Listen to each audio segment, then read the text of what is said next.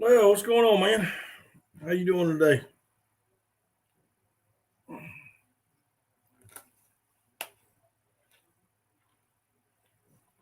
Raymond Williams, what's going on, bro? Say Brandon, Big Slim. How's everybody tonight?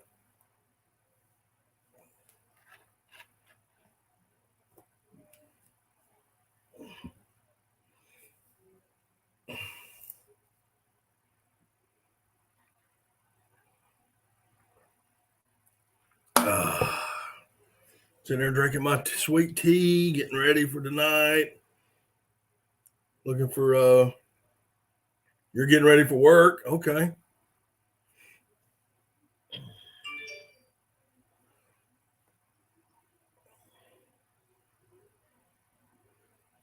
I'm waiting for a text message. W6, what's up, Bubba?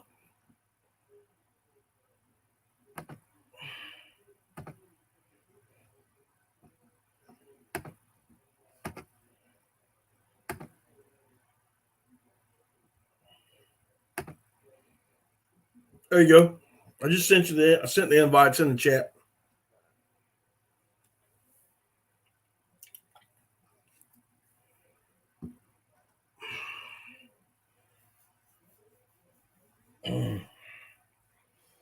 Oh man, what is it? September yet?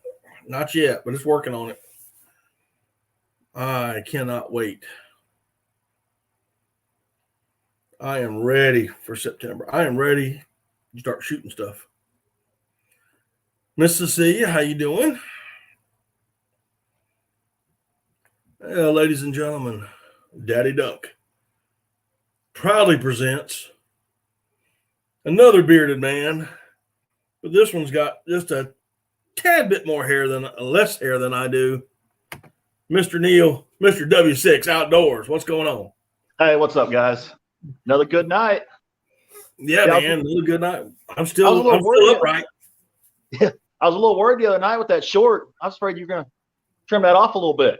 No, man. No, I did. This is what I did right here. Hey, yeah.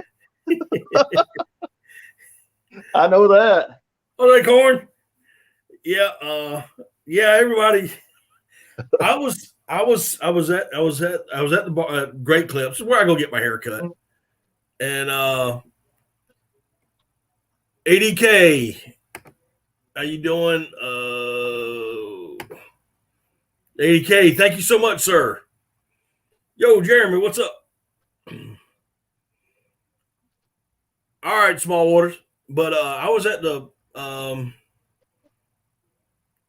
you have to be subscribed to Talking Chat. You should add that feature. Do what? I don't even know what that is, bro. Yeah, everybody was expecting me to be beardless. I went in there. A little worried.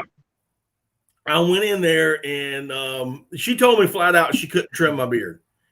And I said, "Oh, well, I'm here for a haircut anyway. That's what I want." And she knows me, and she knows what I do as far as the YouTube stuff. And she goes, "Listen, you've got to do it. You're stupid to begin with."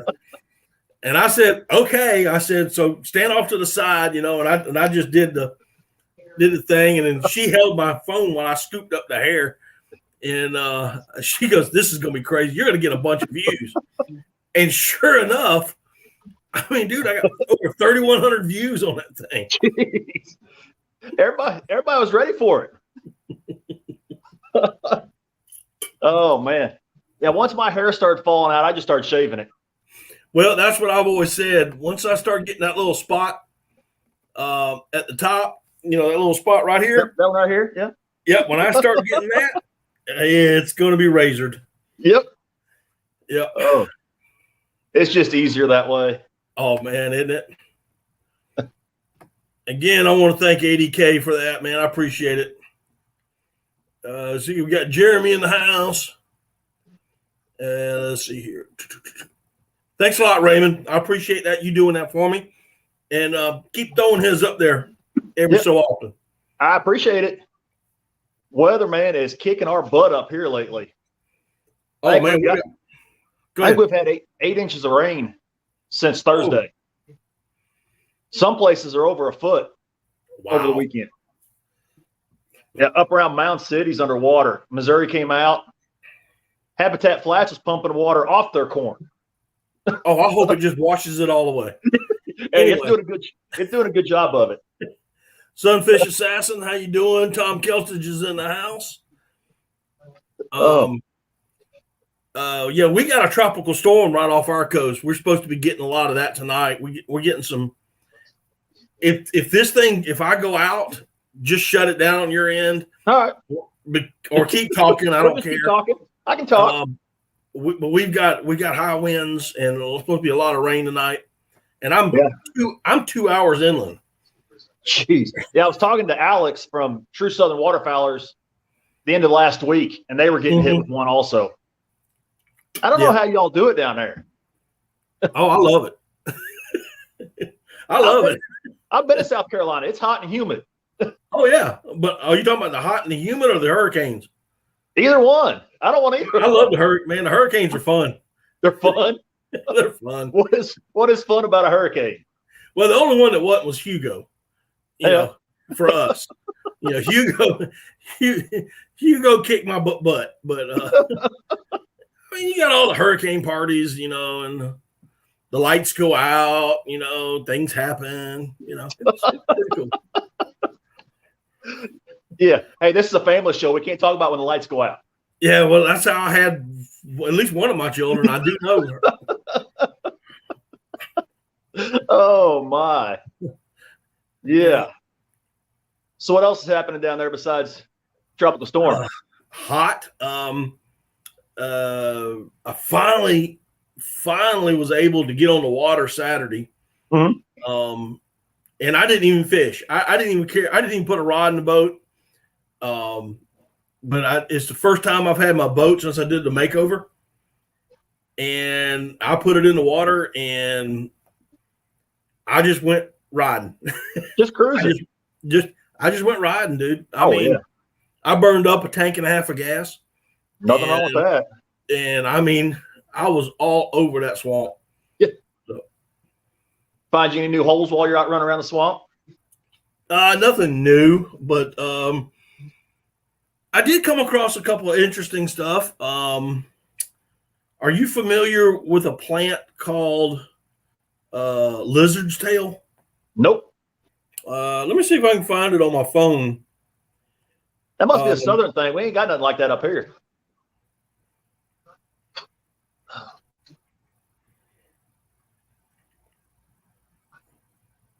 Is it a water plant or what? Yeah, it's a water plant.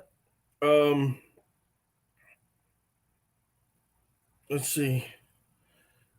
I don't know if how you can see that real well. Yeah. Okay. And you see these seeds, this seed pod. Well, okay. So this plant actually likes to grow in moist soil. Yeah. So right at the creek's edge or water's edge, that's where it loves to grow. And even though we've had a lot of rain, I guess they got the dams open and is pulling a lot of water out. So our swamp is actually real low, and which I like. Yeah. So all the oak trees are primarily out of water, and all this vegetation is starting to grow up. And I haven't seen lizard. I went to one spot and I have never seen lizard. Well, I shouldn't say never. I haven't seen it in the past 4 years, and it's everywhere. It is absolutely everywhere, and which was pretty cool. Yeah, those and duck eat those seeds. The ducks eat the seeds. Now they eat them. A lot of the resident summer ducks or wood ducks will eat them out. Probably by October. Yeah, they'll get them early. They'll get because we got a lot of resident summer ducks, so they'll start hitting on them. But once they drop, and if that water just gets about 6 inches, 6 inches or less, they'll just pile into those and knock that stuff off. Oh yeah. but are you familiar with button brush? I've heard of it. The little balls on it. Yeah. I'll have to look it up maybe a little bit later. We call it spalkerberry. Mm-hmm. And the ducks eat those seeds. And I found lots of spalkerberry bushes that had they were green seed or white seeds now. They're already big. They'll turn brown as they get older. That'll be good. So I'm starting to see a little bit more of food up in there. And everything up here was starting to look really good. And then we got all this rain and it's going to mash it down and flood it out a little early. Right. Hopefully it dries up and runs off here pretty quick. But I also came upon a summer duck nesting box. Mm-hmm. And when I first saw it, I knew this box had been there for a long time, and I thought it was kind of old. It was one of those that I wanted to replace, but I just never got around to it. Mm-hmm. And I eased up to it and did not have my camera running. And sure enough, a hen flies out. That's good. And I went, whoa. So I backed off, dropped the trolling motor, went up to it. I said, I got to see what's in there. I hope maybe some eggs are in there. Opened it up. Sure enough, about 6 eggs. That's good. That's probably this late. That's probably a second nesting, ain't it? I would say, yeah, second, possibly even a third. Yeah. That's good. That's so, you know, they normally have 6 to 8. From what I remember, if I remember it correctly, they have 6 to 8. Now they will. 2 hens will use that nest. So one hen will go in there and lay, and the second hen will come in and lay, and then she leaves, and that one hen will end up taking care of everything. I've seen pictures of them stacked in there like that. Yeah, and but they were every one of them was summer duck eggs, and so I eased on out, left them alone. But I did get some video of it. Good, that'll be real good. And we still have a lot of wood ducks up here. Yeah, pretty much all of our little warm season grasses and stuff. They've all got nest on them. Okay, hang on one second. I'm gonna do something real quick. How do you keep track of that chat? I just kind of. I'm always the guy typing. I'm the one trying to watch it. I just kind of keep one eye. I'm cross-eyed, and I keep one eye on it and the other. I'm going to invite Cody from After 5 to come join us. Yeah. Cody, come on in. No one else. Cody's it. Not just Cody. All right, Jeremy, I know how you like pushing buttons. Just leave them alone. Just tie your hands behind your back. But yeah, we got a lot of resident. You should. Wait a minute. Reef Robber says you should know what Mama Duck is up to without snooping on the nest. Yeah, I do know what she was up to, and I wanted to see the eggs, and it is not going to bother her not one bit. Nope. That is a fallacy of thinking. Now, if I find a deer or something like a fawn on the ground, I won't mess with her. And I'll tell you why. If I find a fawn on the ground, the reason I'm not going to go up and take pictures and stuff like that is because my human scent will attract predators. I'm in a boat in the water. I am not going. My scent is not going to attract predators. It's just not going to happen. So and I've been doing this for 48 years. I mean, checking nests and making sure that everything's all right. I've been doing it. I've been doing it. It's always cool checking on those nest boxes. I don't check every one of them, but when I do come across one that, I look at, because I wanted to see if she had laid yet, because that tells me there's a second, possibly a third nesting cycle, which tells me I'm going to have a lot more ducks in my area. A lot, yeah. Yeah, if she's on her second, third, that's going to be good out there. Oh, I actually took a shower that morning. There, right, reef robber. I'm just letting you know. Yeah, I went swimming in the water prior to all that, so I got all cleaned up. Hanging off the back of the boat. Yeah. Yeah, I remember that story from last week.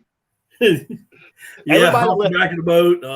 Everybody that left early last week missed it. Missed a good one. Yeah. But that the old wire reel. Oh. Oh. I tell you what. I tell you, I saw something. I came across an alligator Saturday. Probably. Well, I came across two. The one I got a good video of was probably about 4, maybe 5, possibly even pushing 6, maybe. Just by, because all I saw was his head. And, you know, you go from the eyes to the nose tip, and that was probably 6, maybe 7 inches. So if usually from the eyes, the center of the eye to the nose tip, however many inches that are, is usually how many feet he is. Huh, I didn't know that. That's how you can tell. And that is a kind of a gauge. Hang on one second. Ladies and gentlemen, Daddy Duck 365 proudly presents the man, the myth, the legend, the walleye king of all slip-shotting fishing techniques that there is, Mr. Cody from After 5 Outdoors. Did you fall and hit your head again? Oh, yeah. The introduction is just getting longer. I got to keep people interested in here, man. Well, you shouldn't have brought me up then. I got to keep people interested. Bingo Bunch. Hold on. Hey, man, W6 sending you an email about camaraderie on the road. Matt was part of the first camaraderie. Okay. Yeah, I was. Yep. Is this Jay with the Bengals, or is this one of the kids? I never know who's typing. Yeah, I need to talk to one of them about that camaraderie thing. Yeah. Yep. That's pretty. It's pretty cool. But Jay, per a conversation that we had, I will not go into it in any more detail. I have ordered that product, and I should be getting it in about a week or so, and then I'll have it on my way to you, just to let you know. So, but so yeah, I saw the alligator 6. I mean, he was at least a good 6, but the big one was about 9, maybe 10. And I didn't get video of him. I caught the tail end of him, and he was doing something cool, man. He had it's part of the mating season, and his head was up out of the water like this, and his tail was out of the water like this, and he was going through the water like that. Oh yeah. And I'm like, oh, and I was shutting everything down. I was grabbing cameras, and the dog was running back and forth in the boat. And she got all excited, and I'm trying to focus in, and I ended up taking video of a bush, you know. Yeah. I ain't messing with no alligators. No. I know some people up here that have had pet alligators. I love them. They say they're really good and tame until they hit about 5 feet. They said once they get 5 feet, they think they're big enough to start eating people. Yeah, I like to eat them, but anyway. Oh, they taste good, yeah. So Cody, what you got going on, bro? Well, I've been working on my boat. I've had a lot of things going on today. I just sat down, was gonna check in here. My daughter comes running out and says, "Eva's on the counter eating food." And a car pulls up in the driveway. So yeah, but yeah, I got my lab's here, and then Garrett's here for the week, so his lab's here. And that dog of his is a counter surfing fool. Mine was mad because I went inside and I didn't take her out with me. Yeah. So, and I got a Belgian Malinois, so they're pretty agile. Oh yeah. Yeah, and so apparently she got a little mad at me. And went straight on the counter. Yep. Let's see. We got Tubby Guy Outdoors in here. Mark J. Larson, what's going on, bro? Got Tina Ladybug in here. Who else? I know I'm in Ugly Dog Lures. He's in here. I cannot see the chat either. So if anyone says anything to me, I can't see the chat. I'm on my phone. So. All right. So what's good up in the Great White North? Well, not a whole lot going on right now. It's kind of a smooth weather pattern, so I'm hoping to get out and do a little fishing tomorrow. But we're really dry, so I'm starting to really be a little nervous about the waterfall season this year. We are, I guess you could say we're in a drought, but I've not been out to where I hunt lately to see what the water level is, but I know it's really low. And I think all of our boat land, if it stays like this, we won't have anywhere to land to put boats in. It'll be all good up. Yeah. I know North Dakota's talking about 100% crop loss. Yeah, they're even drier than us. I just read that, and I was actually we're going to talk about that for a minute. Did you read it on Wildfowl? Because that's where I got it from. Yeah, I saw it on Facebook somewhere. Okay. I saw it on Wildfowl magazine, and North Dakota, they did their own survey, and they're calling for little to nothing. I mean, the Prairie Pothole region is not going to produce, which is your area. But here's the thing: we do get some crossovers that come eastward, but with all that, and I'm not sure. Maybe Tubby can type it in there for Ontario. But hey, Kathy's in here. Hey, Kathy. I'd like to know what the weather's been on the eastern side of Canada. I haven't seen anything, but with North Dakota being as dry, those boys. Yeah, we're in trouble. It's going to be tough. Central Flyway, Western Mississippi Flyway. Yeah, it is. It's crazy. Talk about 70% of our ducks come from that Prairie Pothole region. And if it's that dry, we're just fighting old birds. Yep. Hang on one second. I like the young and dumb ones. I don't care. But I know everything around here is definitely wet. Well, I think just across the border from me into Canada, because I'm one county from Canada, there's been a lot more thunderstorm activity up there than there has been here. I know that. There's been some times where they've gotten some pretty good rains that we've missed out on. And, honestly, from a lot of different perspectives, we're not like burning up dry here. We are pretty dry, but the crops could use some rain and stuff. Boy, it's been nice not having mosquitoes the size of mallard. Oh, I bet. That's right. Yeah, you're what, Minnesota? Is that right? Yeah. Yep. I don't think we've ever properly been introduced to I don't think so. No. Oh, really? No. All right, Cody, Neal, Cody, y'all been introduced. So there we go. That works. So, I just got to say your name once so I can remember. Your name is Neal, correct? Yep. Okay. That's right. So, I've been called about everything. Yeah, me too. Just this past weekend too. And nobody can spell my name right. Right. Dad spelled it Neal. Everybody else in the world spells it Neil. Dad just couldn't spell it right on the birth certificate. That's what he always tells. That's what he tells everybody. So how do you spell it? Neal. Oh, okay. That's how I spelled it. Okay. Yep. You're in Missouri, right? Yep. Northeast Missouri. Northeast. Okay. Yep. What would be the nearest big city to you? Kansas City and St. Louis. Oh, okay. St. Louis is 2.5 hours southeast. Kansas City is 2.5 hours southwest. Okay. All right. Real quick, got to do a little real quick announcement real quick. For those of y'all that don't know who Kathy is, Kathy Henson is David Henson's wife.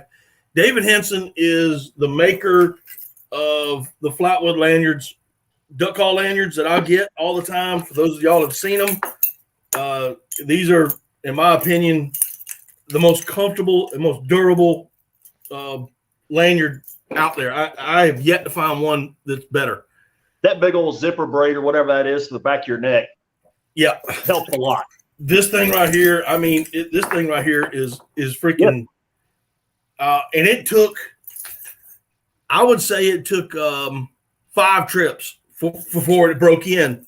I mean, it was stiff in the beginning, but about 5 trips into the woods, this thing broke in, and it is just, I mean, it's just so comfortable. Is the main part, is that round or is that the spiral braid? Spiral braid. Whoop, there we go. There it is. I like that. And then you have your drops, and on your drops, you have a slider. Okay, so you can get your calls tied like here on my cut down call. On this one, you always have 2 loops, right? So you got one for your barrel and one for your tone board. But if I want to, I can slide it down and get it really, really tight if I need to. And then that way I can add more, of course, more duck bands. Yeah. You know, but I do that for my Kurt McCulloch cut down, because I don't know if you've ever seen one of these cut downs, but the tone board screws in. Oh, that's nice. So there's no sense in having a loop back here. Okay. But yet it still has two loops on it. So I just put them all closer to tight, and then I just I cinch it up. So, you know, it won't move around on me. How do you like that Mondo? Mondo's got a great sound. The Kurt McCulloch, I'm liking it more. I can't run a Mondo. I can't put enough air in there to make it sound in it. Are you talking about a cut down or just the Mondo itself? Just straight Mondo.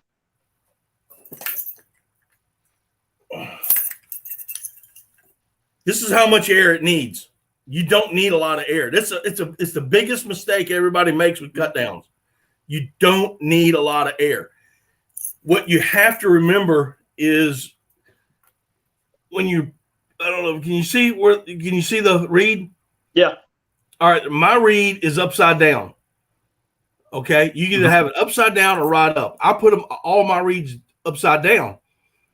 The reason I do that is when I'm blowing it, that's why I got this right here, so I know when I put it up to my lip with the reed upside down. So if you spit, because we all do, you know, spit and MFer, you know, you've seen the memes.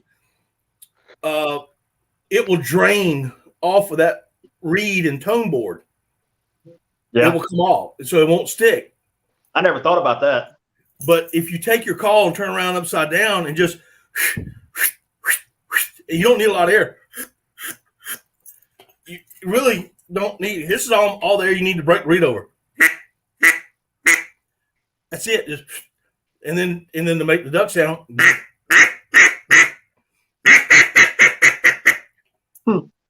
You don't need a lot of air, and everybody thinks with a cut down you gotta, you know. Yeah, I never could hardly get a sound out of it.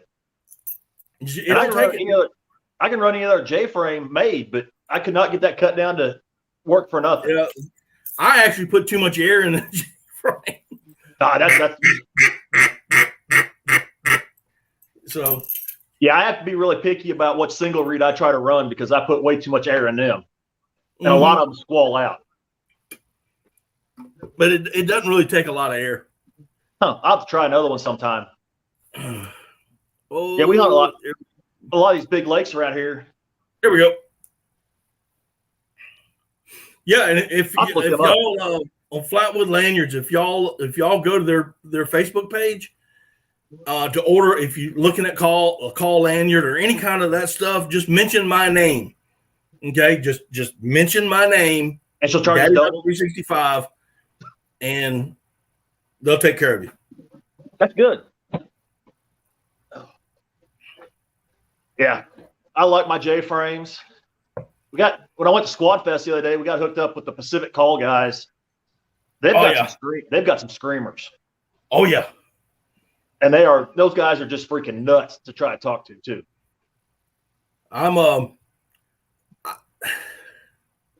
I like a lot of rasp in my calls, I guess because I hunt timber so much. Yeah. But since I've started with the cut downs, I have found that I'm not saying scream it competition style, Main Street call. Yeah. I've never been able to do that and don't really want to do that. No. But I can make enough noise on the cut down that I usually just take my J frames, even though I got one on my lanyard, it just stays in my pocket because I love the cut down sound. I like the way they sound. Those cut downs, that loud rasp. Yep. Yeah, Garrett picked up a PCD, and that is super loud and really raspy. I got a buddy of mine here in my hometown that builds calls. He builds a lot of J frames, and he is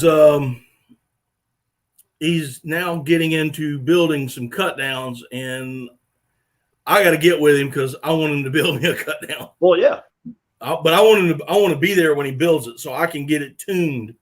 Oh yeah, so he can hear it, even though I know how to do it, but he can hear it and adjust it just in case. Yeah. That'll be nice. There's just something about custom calls like that are just cool to have. Oh, I love them. I got 100 of them up here somewhere. That's good.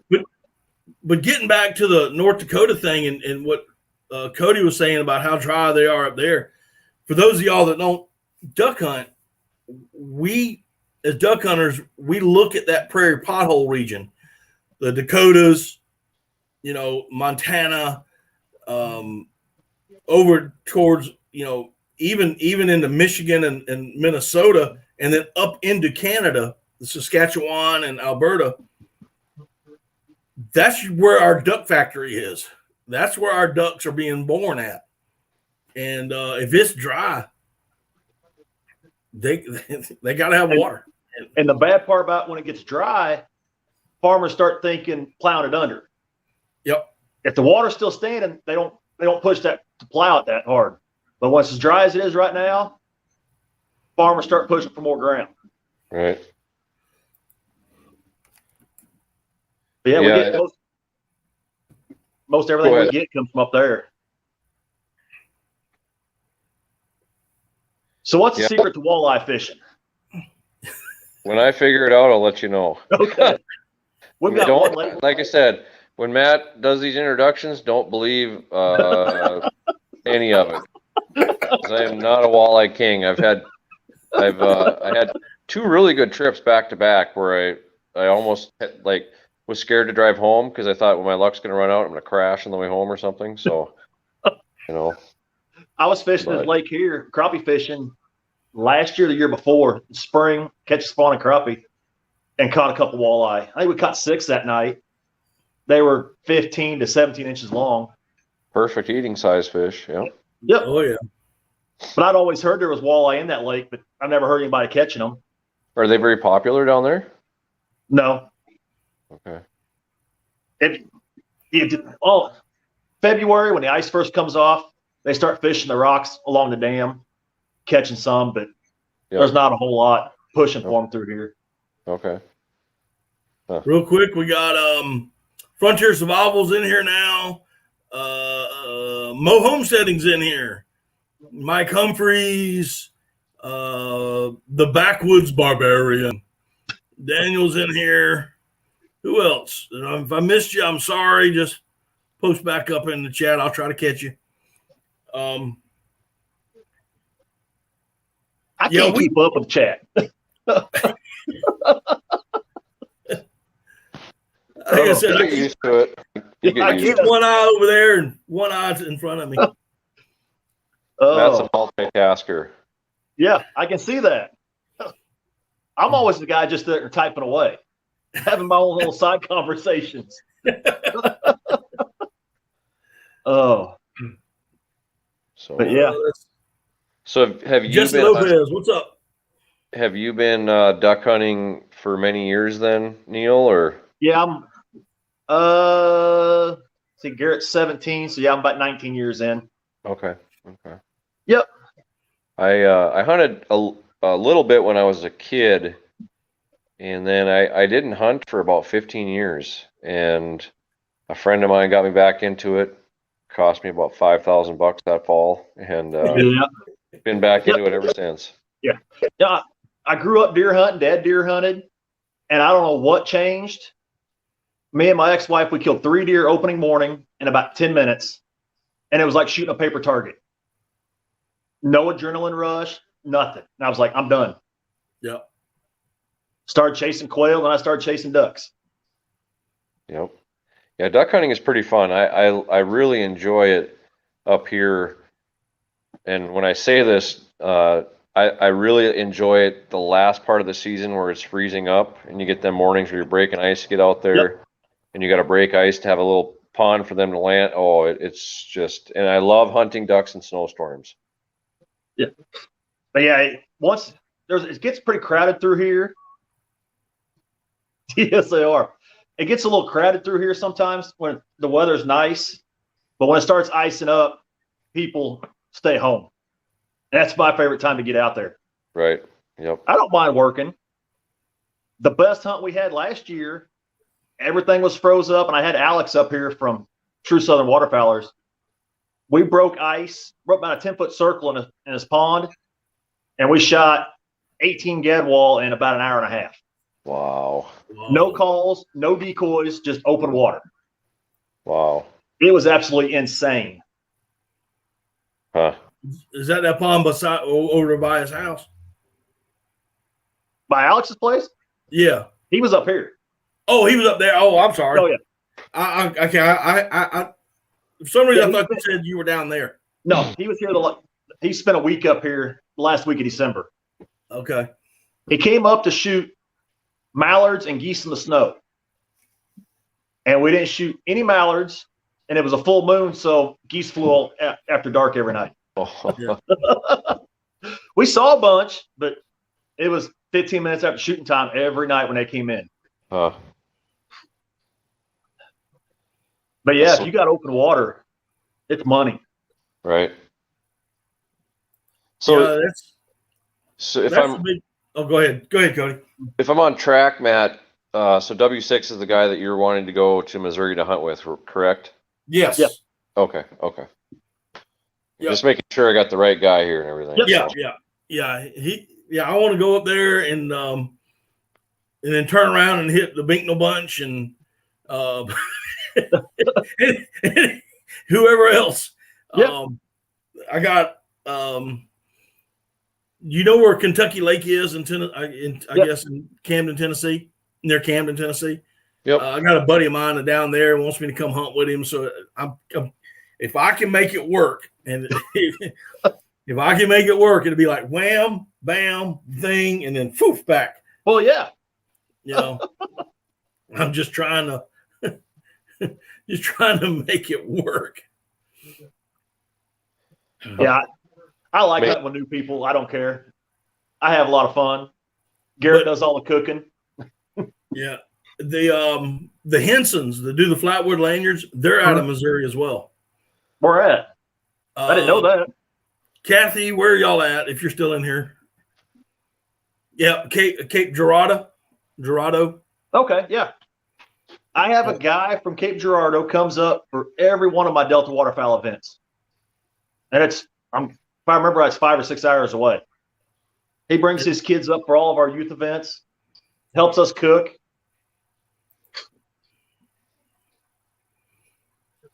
And Mo's in Hume. Where's Hume?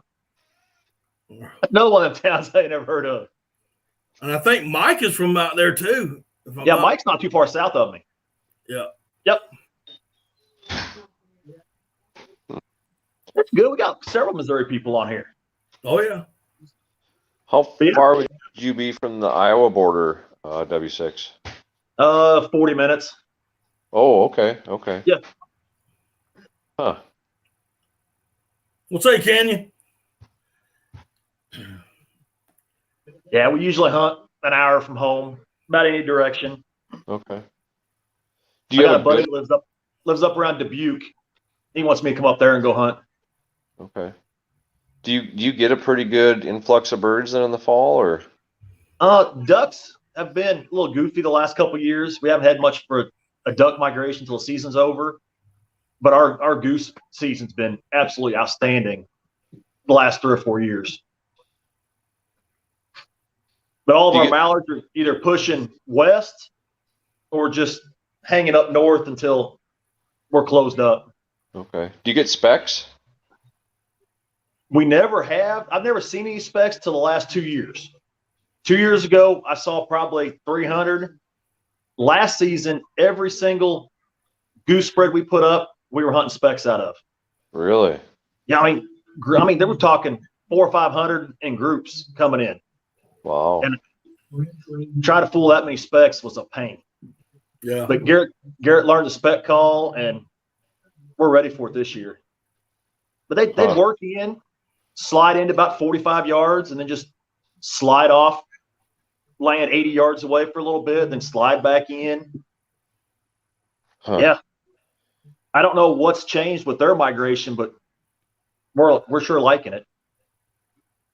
Mo is she's asking you, do you know where Nevada or Rich Hill is? Yeah. Yep. I know where Nevada is. I had an uncle live down there. Yep. How do you pronounce it? Nevada? Nevada. Okay. I guess that's what we always have. Yeah, my Still uncle here. Jack had a big Christmas display down there for years till he passed away a couple years ago. I'm still here, man. I just got to drop the camera for a minute. Yep. I know.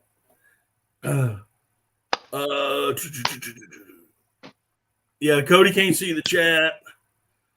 I can now. I've got it up on my other phone. Oh, okay. W6 can't keep one eye on the chat and one eye on the video. Hey, I'm learning this. Hey, it's starting off a whole lot better than it did the other night. Oh, I missed a comment from Mo.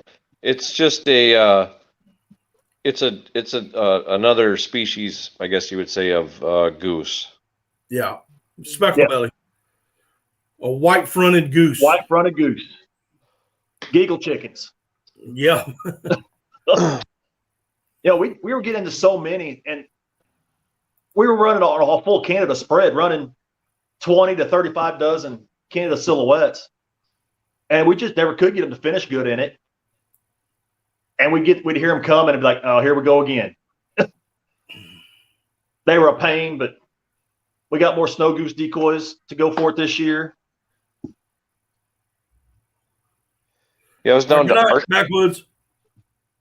I was down to Arkansas 2 years. Let's see. Well, that was the first thing I ever did on my channel. We went to Arkansas, snow goose hunting. In the spring. Yeah. Yep. Oh, that is insane down there. Right. We shot, I think, 2 geese because none of them would come in, but we were there like a week after the spec season closed, and speckle bellies just were all over us. Yeah. The whole time. This year, the first 2 weeks of the season is when they got all that snow and ice of snow goose, of spring snow goose season, and they said them birds were absolutely stupid. Mm-hmm. Yeah. The water was froze up, so they were roosting in the middle of cornfields, on the gravel roads, everywhere. Huh. I heard of lots of 200 and 300 bird piles down there. The speckle bellies didn't seem real intelligent when I was down there. They'd fly right over top of it. But I suppose you know how they know when season's closed. Oh, they know. But I know when we run snow goose spreads up here, them specks suck right into that giant white spread. Yep. Yeah. I like them. You know, we don't have any specks here, and we very seldom get any of the snow geese. And if we do, they're the greater snow goose, not the lesser. But I love spec, especially over water, because they act just like a mallard. I mean, when I get them over water, it just, and I cannot blow a spec call whatsoever. I can't blow a snow goose call either. But I've hunted with guys that can, and it just seems like when we're over water, we can get them to commit a whole lot better. and they act just like mallards. I mean, they will circle, they'll come in, they get lower, and then all of a sudden they just lock their wings and. Snow geese act that way over water. Yeah, they are a totally different animal in the spring, hunting over water instead of a field spread.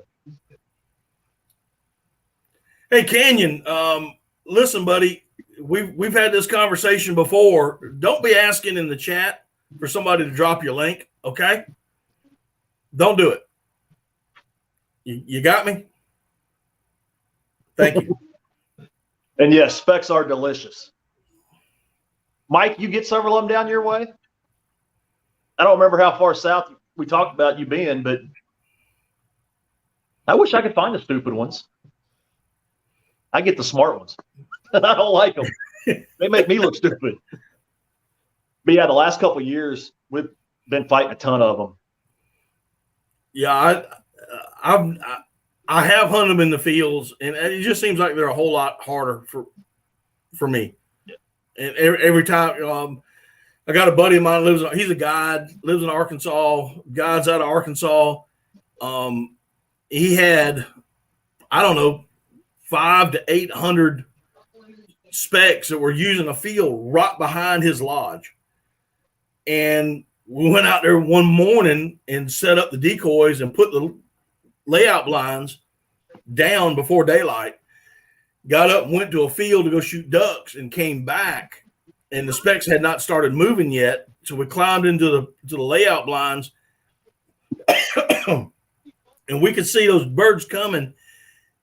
And right where they were feeding the night before, they'd go 80, 90 yards away. Yeah. They just did not like the spreads whatsoever. But if you went 200 yards the opposite direction, he's got a little holding pond, a little stock pond, and we'll put some floaters in there, and they'll dive bomb it each and every time. Huh. It's crazy. Yeah, when we started adding snow goose socks to be the downwind side behind all the Canada decoys, we started getting those specs in, working in closer. Yeah. All right. Well, Jesse's got a question. I'll start it off with Cody first. Were all you raised around duck hunting, or is it something you got into as you got older? Depending on your answer, there's a follow-up question. For me, I got into duck hunting when I was about probably 17, and I got a driver's license. And I bought a canoe, and I hunted till I was about 24. And then I went to college. I couldn't afford it anymore. Sold everything. I didn't hunt again until I was about 36 years old, and now I'm into it more than I ever have been. I grew up deer hunting, started quail hunting, and I was walking through Walmart one day, close to 20 years ago, and they had a box of Nite and Hail duck decoys. I said, hey, never tried this before. It might be fun. Worst mistake I ever made. Best mistake you ever made. I bought that dozen, and then a couple weeks later, I bought 2 more dozen, and now I have a few more dozen. But yeah, I love it. Now we run labs and just keeps growing and growing. Now Garrett's been hunting with me since he was 5. He's starting to take people out on his own now. Just pass it on down. I shot my first duck when I was 7. And I was probably tagging along with my daddy by the time I was 5. One of them greenheads, right?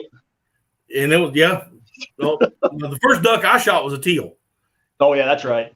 It was a green winged teal, but there is a little green in that head, so yeah, it was a green head. Yeah, but you shot that limit of those greenheads though. I shot that, and it turned out they had a osmosis or something, and it turned out to be a bunch of mergansers. But no, I shot my first duck when I was 7. I have been chasing them ever since. When I was in the Marine Corps, stationed 29 Palms, I went duck hunting the Salton Sea. I went duck hunting places in and around Palm Springs, actually. They got little stock ponds. When I was stationed in the Philippines, I went duck hunting in the Philippines. There's ducks absolutely everywhere. Yeah. And the craziest place I've shot ducks was in Lebanon. That was the craziest. That was probably the craziest place I'd ever shot ducks. And it wasn't Lebanon, Tennessee, right? No, Lebanon. The best part about duck hunting, about an hour and a half north of Beirut. Yeah, I've got a little slight bit of ADD. I can't sit still. Duck hunting's perfect. Don't have to be quiet. Cook breakfast in the blind, and goof around until ducks start flying.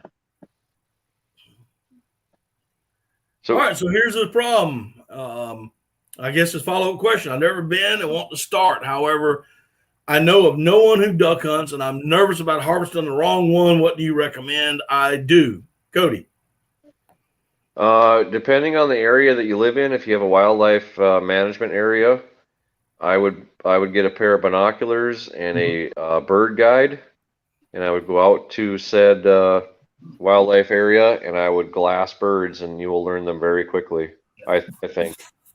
Delta Waterfowl has a duck ID book or something like that. Yeah.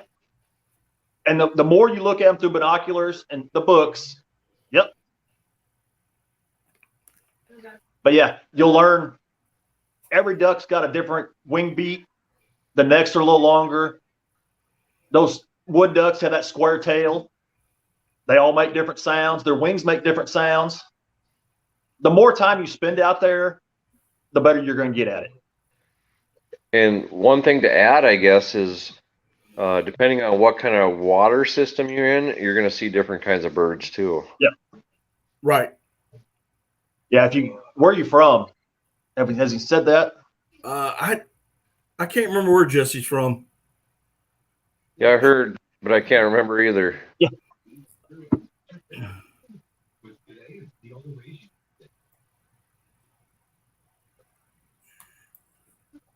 Yeah, I'm just gonna have to play off of what Neal and Cody said, Jesse.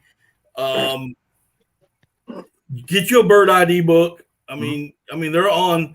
If you don't have the book, I mean there's apps. Okay, yep. There's apps on your phone. And some states, I know it's Nebraska. I'm not sure about Kansas. Yeah. Oh, you're in a good area. Number one. Oh yeah. Yeah. Number one, you're in a great area to duck hunt. Yeah, I'll come. I'll tell you what. You put me up in a house, someone give me a place to sleep and feed me a biscuit every now and then, and I'll show you the ropes. Hey, you come up and I'll go down, and we'll meet. We'll just all meet down there. Right. We'll invade Jesse's house. Yeah, no, man, just sit over here. We know what we're doing. He goes to shoot. We grab him by the shoulder and sling him down. We shoot his ducks. And say, hey, you got a long time. You got a long time to learn this. Just sit over here. But yeah, just playing off of what they said. There's apps on your phone. There's books. Read them. Look at my YouTube channel. Look at Neal's YouTube channel. Look at Cody's channel. And we will. And there's other channels out there, man. There's plenty. There's so many avenues. Swamp Donkey, what's up? But yeah, if you're hanging around at WMA, that's probably more moist soil stuff, isn't it? Yeah, you're going to probably you'll get into more puddle ducks. Our WMAs up here are water as well, so they may be the same in Mississippi. So most of our WMAs are all flooded corn and moist soil. Grass. Moist soil, yeah. Yeah, the flooded natural grasses, your natural millets, your natural boneyard grasses, what that natural millet is. Smartweed, that kind of stuff. Yeah, most of ours up here are all smartweed. Get a lot of this year we had a lot of volunteer millet coming up. I'm pretty sure it's all underwater right now, but it was looking good for a little while. All right, Tom, take care of yourself, brother. See you, Tom. The guy says he doesn't hunt, but he'll come up here for my biscuits. Hey, there we go. I make good biscuits. You do. If nothing else, I'm gonna eat my way out. Throw that bacon in that cast iron skillet. You bacon your sausage. Cook your eggs. After you pull the bacon, throw the biscuits in that grease. Cook it all up there. I got a biscuit cooker, man. Oh, yeah, you showed that last week. Yeah. Yep, I got a biscuit cooker, man. I need to get one of them. They make the best biscuits. They do. The shrimp, not so much. The biscuits, they're good. Oh man. Shrimp. Yeah, Garrett was cooking breakfast. He had Dad out last year for early goose season. First time my dad has ever wanted to go goose hunting, so we took him out.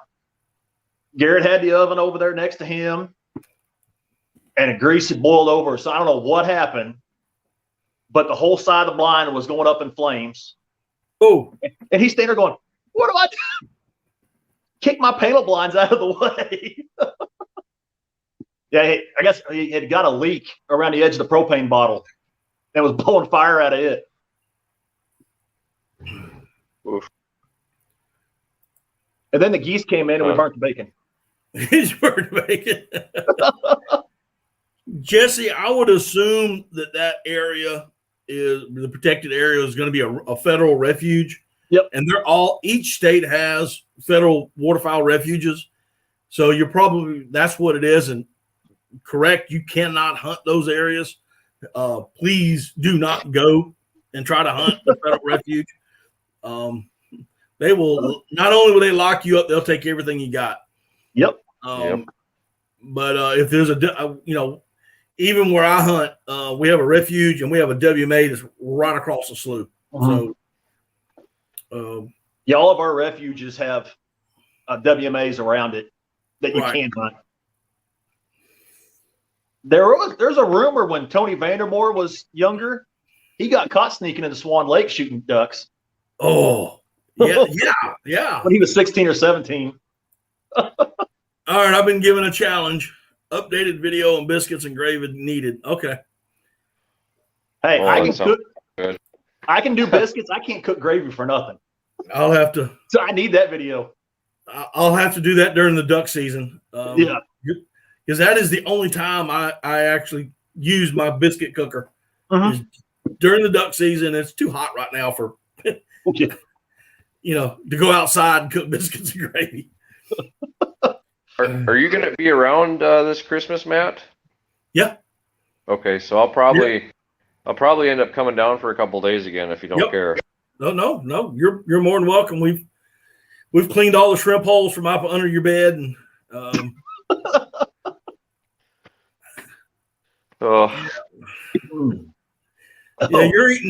you're eating strict. You have a strict diet of hamburgers and spaghetti. So I like the spaghetti. So hopefully I'll bring some bear with me again. Do that, man. Is bear good? Oh gosh. Dude, look here. He made a summer sausage. And that is a fat man's crack. Oh no. Oh dude. I tasted it and I was like, yeah, you better not leave this in the refrigerator. I mean, I went in there and I was cutting off hunks of it, hiding in a corner. I looked like a little chipmunk. Cheeks all puffed up. No, I ain't doing nothing. Yeah, it's good. It's good stuff. If you prep it right, get it cooled off right away, it's real good.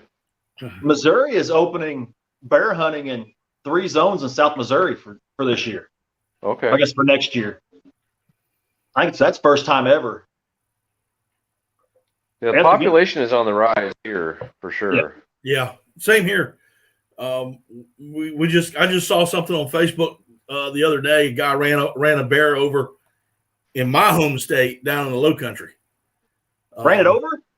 Killed it. I don't want to hit bear. No. Did y'all see the story last year of that Bruno black bear that came from northern Iowa, I think, and walked all the way down? They finally trapped him trying to cross I-70 on the north side of St. Louis. The conservation, they had him caught. He tried to cross the interstate, got caught in the fencing along the interstate, got cornered, and they tranquilized him and moved him down to South Missouri. Huh. Wow. Northern Iowa is where he started. He's a big old stud. Did he have a tracker on or something? No, just everybody saw him. They'd see him walking down the highways. Oh, really? Just a big old stud of a black bear. Wow. He was a big old boar, big old wide head. Yeah, everybody saw him. He'd be walking through towns, walking through people's backyards, just meandering along. Just doing his thing. I never know one to travel that far. I've never heard him traveling that far. But yeah, there was 2 or 3 Facebook pages tracking him every day. So-and-so got pictures of him in a backyard, or he crossed the street in this town. But yeah, they tranquilized him and moved him south. That is nuts. Yeah, bear hunting, that's a whole other addiction. What, you running with hounds up there? You baiting? No. We bait, yep. Bait, yeah. Yep. Nothing wrong with that. No, and I better veer off that. If you want to, I'm giving you free reign, brother. I already know what he's going. If he wants to say it, I already know the situation. So if you want to go. If you want to keep it, I understand. I've been catching a lot of flack lately on my bear hunting video for shooting a bear on a bait, and I've tried to explain to people that the area that I live in, we don't live in Idaho or Montana, where we have hills and sparse pines and woods and stuff, to spot and stalk bears. Without bait, you're not going to see them. Right. Well, and the other thing that baiting allows you to do for bears is you get that bear in your bait, you have time to watch it, make sure it's not a sow. Yep, and you can size it up. Yep. There's no cubs. And it also gives you an opportunity to make a much more ethical shot on a bear. Yep. And I've had to shoot 2 bears in the last 3 weeks that have been hit by cars. And both have been sows and both have had cubs.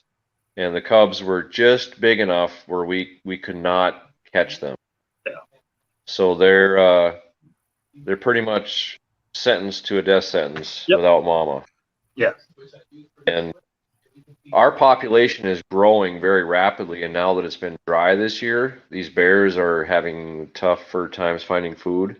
They're spreading out. And they're getting on the highways and stuff like that. And people just don't understand.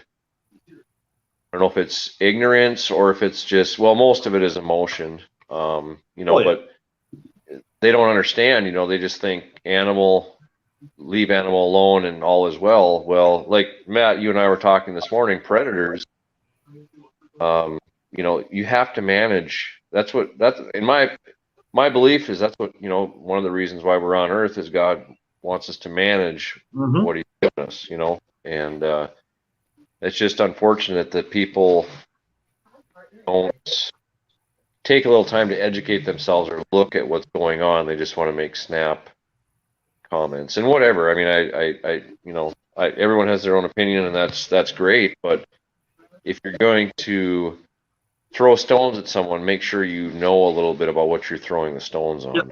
Are you tree stand hunting or ground blind? Well, last year I hunt with a revolver. So last year I hunted out of a tree stand. If possible, this year I do want to be on the ground. I want to be actually real, like within feet of the bait, if I can. I've seen videos of that. Have them bears walk right up to your blind. Yep. No. No. It's just a cool experience. It's just a cool experience. Yeah, I bet it is. I said this before Cody got in. I like alligators. Now, that doesn't mean I jump in the water and swim up to them and punch them in the nose. It doesn't mean that I go wading out there and try to grab them by the little tail and try to Steve Irwin one. No, I don't do that. And I feel the same way about bear hunting.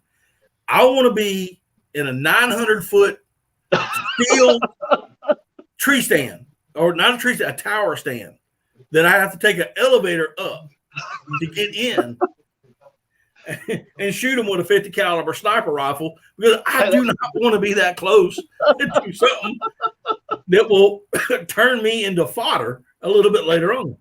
Right. Yeah, they're with a good shot. They're pretty easy to take down, aren't they? Well, the one I shot last year, I shot with a 44 mag revolver. He ran about 12 yards, but I was lucky to have gotten a really good shot on him, double lunged him. Now there's a difference. Our bears range in size from the one I shot was around 200 pounds, where we do have some 600 or 700 pound black bears here. When you get a bigger bear like that, that's going to be a little bit tougher. Yeah. I mean, I still think that the 44 is more than enough round. However, shot placement is key. I cannot imagine sitting in a ground blind and a 500-pound boar walk by me. Well, I'll tell you, I was in a tree stand. I was about 7 feet off the ground last year, and this bear was at the bottom of my feet basically, and we locked eyes. And I've never been that, I don't want to say scared, but that nervous before. Mm-hmm.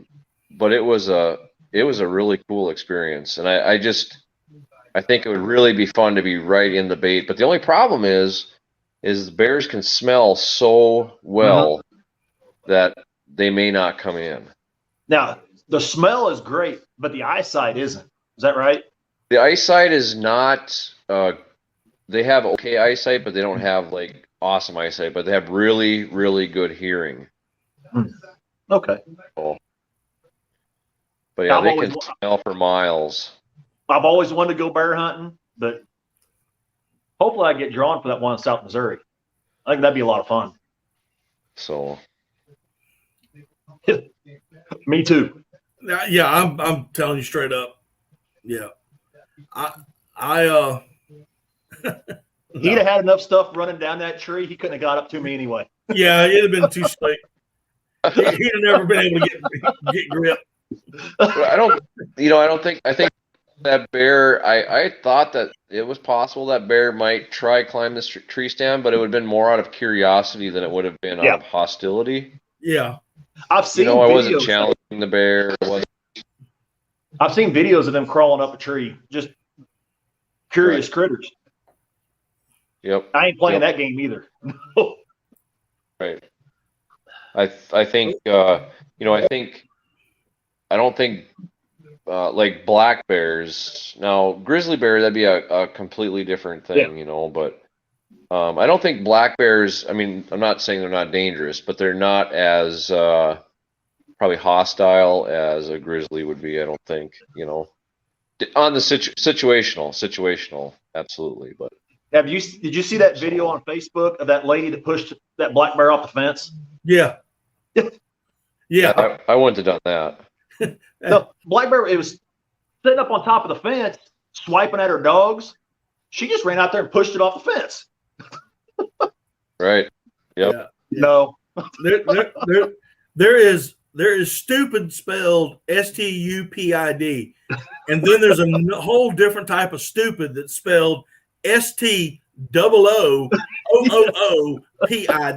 Stupid. Yeah. Ty Bodiford's in the house. Welcome, Ty. Those of y'all that don't know Ty has the Palmetto Rice Company. He is the rice grower, one of the rice growers in South Carolina. Good friend of mine. And hopefully, if he hasn't already, and Ty, are you creating a channel? We talked one time. You were thinking about it. I don't know if you are or not. If you are creating, let me know, and we'll try to get you up on here. At least get your stuff shared out. But Ty's a good friend of mine. Knows more about rice farming than I will ever dream about knowing. We don't have any rice up here. You see what Mark just said? No, what? Hunting bears on Canada on the ground and had a wolf walk up 5 yards. Yeah. I ain't messing with no wolf either. Not yet. Okay. All right, Ty. Yeah, Mark. I would have been propelled like a ballistic missile. The stuff that have been coming out behind me. I'd have probably made from your house to my state in about 4.3 seconds. So, you got wolves up there in Minnesota? Oh yes. I figured you did. Yep. Can you hunt them up there? No, the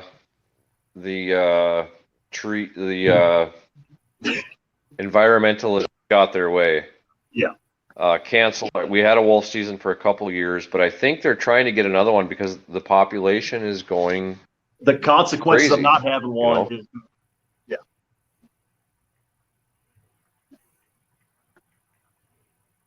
I'll be with you in a second. I got to fly to this. Yeah. Buddy of mine went up there. He went to Alaska to hunt wolf. Do what? Did I lose connection? No, you're good. You're good.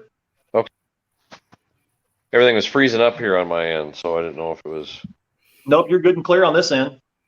Okay. But yeah, So we have coyotes, we have deer. We don't have every now and then you hear somebody see a bear up here in North Missouri, but not very often. Getting a few wild elk running around. Really? This way. Yeah. Okay. They released a bunch. Conservation turned a bunch loose in South Missouri. But the guys on the railroad they've seen a couple bulls about 15 miles west of here, and then a cow-calf pair just west of here also. Huh. Oh, wow. We do have some elk here as well. Yeah. Yeah, I think if we had any elk anywhere close to where I live, every redneck in the South would be in here trying to chase it. Oh, yeah. Well, there's elk in Kentucky. Yep. Yeah, and I think they got some elk up in our upstate and up in North Carolina and in our upstate of South Carolina, but not down where I'm at.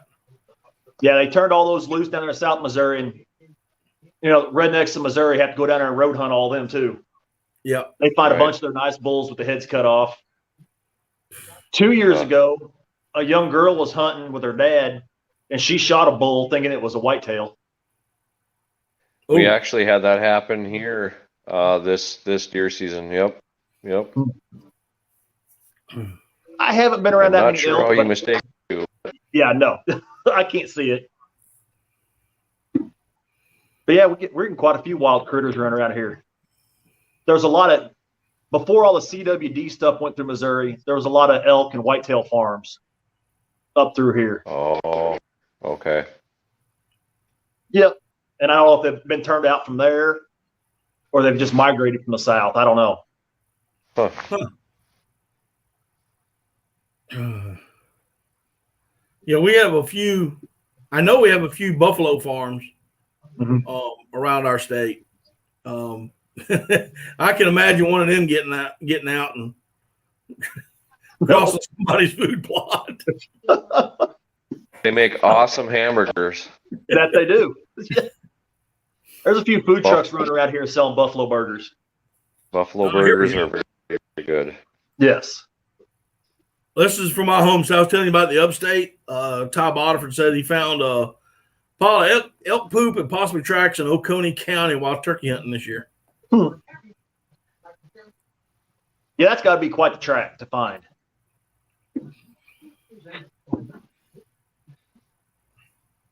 Yeah, I'm the same way, Mike. Doves are one of my favorites. With a car too. Yeah, I can't imagine hitting one with a car. Oh. Now you're froze up. There you go. Yeah, I just saw him blink his eyes. Is that on my end? Yeah, you're back now. It must be me. It must be my data that's slowing down then. Yeah. Trey Muse is in the house. What's up, Trey? We're talking a little bit of everything. We tried to start talking ducks, then we got off on bears and elks and wolves. Hey, we beefalo and so. I think in the chat they're having a feud over shooting doves. Uh-oh. Yeah. Yep. Historically, we did, Ty. Huh.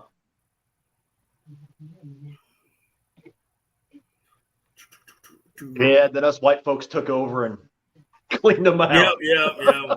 We showed up and killed everything. Yep. Oh, when's your all season start down there? For ducks. well, the early teal season starts about mid-September. I think that's when ours usually runs too. Yeah. Hey, Wanda, how you doing? Yeah, usually around mid-September, somewhere in that, right in there. Our dates usually, unless they've come out, and I just didn't see them, usually come out end of July, 1st of August, somewhere in that area. But traditionally, the season starts, the early teal starts about mid-September. Isn't it crazy that stuff is coming up? Huh? Isn't it crazy that stuff is coming up so fast? Oh, I know. Oh. I know. Last year it was 2.5 months. It was mid-July when the WMAs, 1 hour, 2 hours south of me, started getting big numbers of blue wings through there already. Wow. Oh, last year? Last year, yeah. Yeah. When we were talking about the North Dakota and the prairie potholes, again, U.S. Fish and Game is not going to do their counts this year. Nope. They're not going to do it. And I'm like, okay, this is the second year in a row, guys. All right. So I could understand last year, them setting seasons, but what are they going to base it off of this year? Yeah. Right. And Canada's not letting any of the Delta scientists up there to do any personal counts. Right. Canada's not doing any counts. But yeah, what's that going to do? Yeah, I hope those black belly whistling ducks will stick around to November. That's all I ask. And those were black-bellied whistling ducks moving through here last month. That is crazy. Yeah. Eagles Bluff is a conservation area, WMA, an hour south of me, and they had 7 or 8 there. They're seeing somebody took a picture like 15 in Iowa a couple weeks ago. Wow. And I've never seen anything like that up here. Yeah, we're seeing more and more every year. Yep. And it seems every year somebody shoots some kind of sea duck on the big lakes around here. We run 2 years ago. 2 years ago there was an old squaw shot. White wing scoters pop up every now and then. Yep, we get them too. It's crazy. Get blown off course from somewhere. Yep.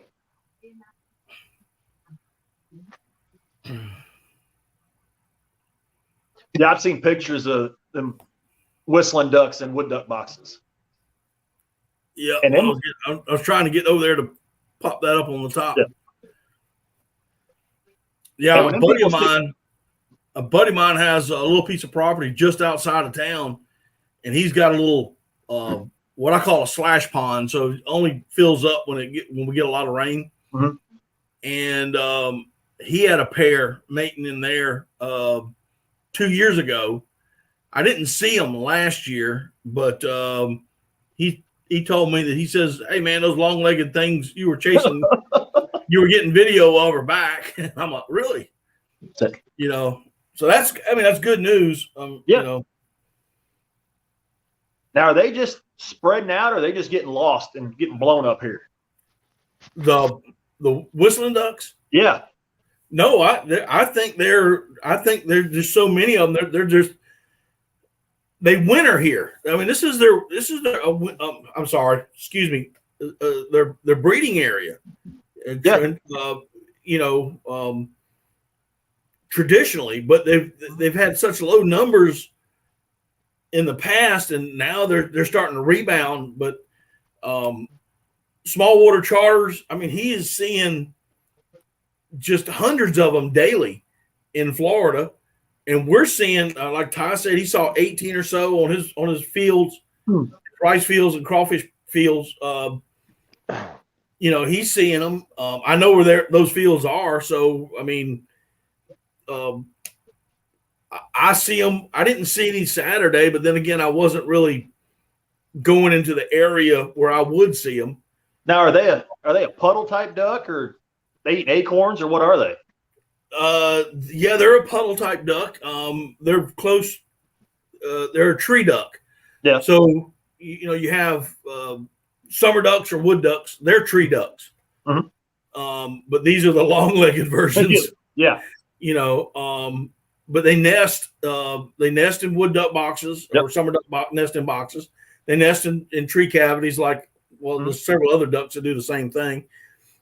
But they're a tree duck. They'll eat the grasses and the invertebrates and I'm quite sure they'll eat acorns as well. Of course, this time of year you're not going to have any acorns on the ground. No. But they'll eat the same thing that a puddle duck will eat. And they're fairly stupid. I like stupid ducks. I can handle them. Yeah, I mean they're really last teal season. I was I had like 5 or 6 of them that were flying around me, and of course you can't shoot them until the big duck season comes around in November. But I was whistling to them or trying to imitate their whistle on my whistle, and I had them circling, and getting closer, and then they'd lock up, and they're like teal. They're like real shallow water. So if they can walk in it, the better. So they're like little mud flats, like blue wing teal, like that kind of thing. They're a weird looking duck. Yeah, and I've never shot one, and it's on my bucket list, so, big time. It'd be freaky if I get one before you do. Up here in North Missouri, dude. I will tip my hat to you, but I probably won't talk to you for about a week.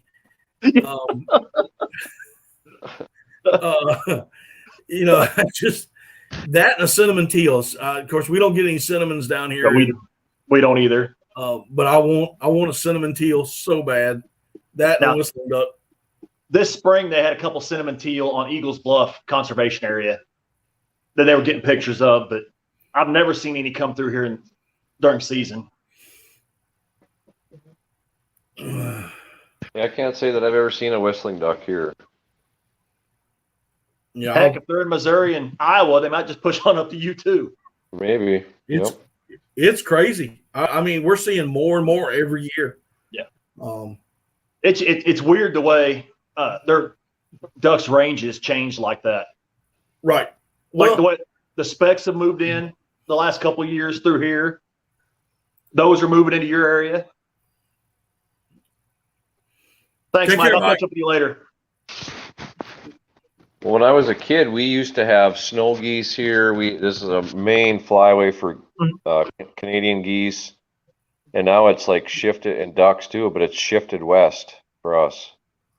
Yeah. What's it going to do to the geese up there when they close the power plants down? They're around, was it Rochester Hills? Yeah. I don't know if they'll close them down ever, but if that water goes away, then you'll have a lot more birds coming down, because there's quite a few that stay here all winter. Yeah. They did close at least one of them down there at Rochester. Oh, really? Yeah. Yep. The molt gear guy, Scott Trinan, was talking about that the other day. About how much everything was going to change without that warm water discharge up there. Yep, it will. Mm-hmm. I had a buddy that went up and hunted with the loudmouth guy. I can't remember his name, but went up there and hunted, and they said they were around Fergus Falls. Yeah. And he said it was insane. It is. Yep. That's about 3 hours south of me, 2.5 hours south of me. He said you couldn't walk outside from the hotel any time of the day without geese over your head somewhere. Yep. Yeah, that's a insane place. Yeah. Hey, living in man, how you doing, buddy? We get enough geese around here that I don't have to go too far. Right. We have resident geese, but they like the golf courses and people's lawns, and Yep. And I've shot a few of them on the lake, and they taste just nasty. Yep. Yeah. You know, a lot of jerky. Yeah.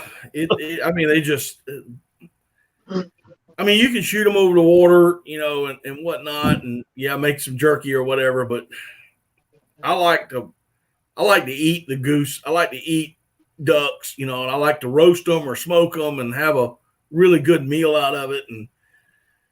But we usually kill 50 or 60 a year through here.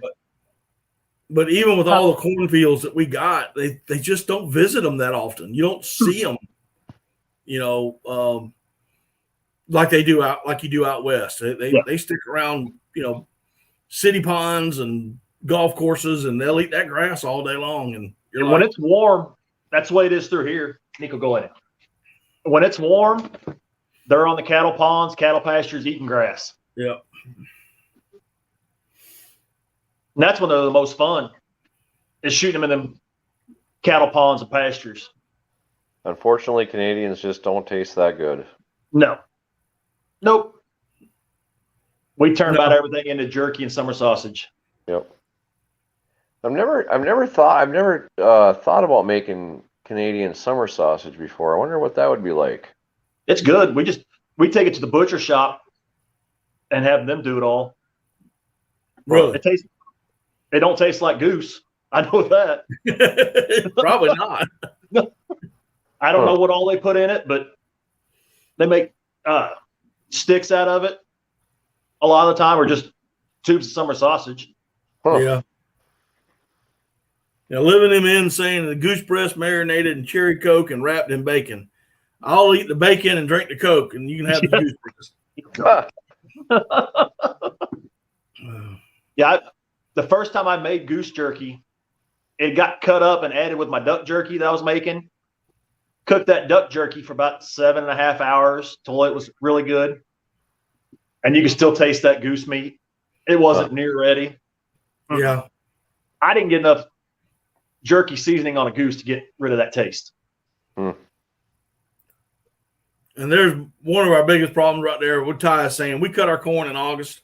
Mm-hmm. So, you know, all the waste corn sprouts up. I got a few farmers around here that still running old combines. And I don't think I could spread any more corn just throwing it out there than their combine throws. Yeah. Huh. And we find whole ears, bring them home, feed the squirrels.